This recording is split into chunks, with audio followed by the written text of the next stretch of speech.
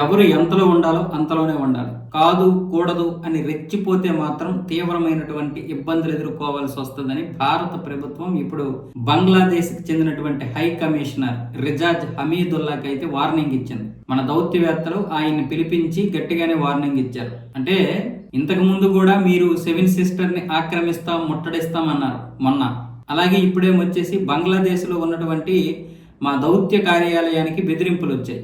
ఈ బెదిరింపులు మంచివి కాదు. మీరే మాత్రమే బెదిరించగలరా? మీరు బెదిరిస్తారు, మేము చేసి చూపిస్తాం. అవసరమా రెండు దేశాలకి? ఇప్పటికే రెండు దేశాల మధ్య ఉద్రిక్తత పరిస్థితుల్ని చక్కబెట్టడానికి భారత్ తీవ్రంగా ప్రయత్నాలు చేస్తోంది. ఇక షేక్ హసీనాని ఇవ్వాలా వద్దనేది అంతర్జాతీయంగా ఉన్నటువంటి సమస్య ఏమీ కాదు. రెండు దేశాల మధ్య ఉన్నటువంటి దౌత్యపరమైనటువంటి సంబంధాలతోటే మనం ఈ సమస్యను పరిష్కరించవచ్చు. కానీ ప్రస్తుతానికైతే ఇచ్చే ప్రసక్తే లేదు.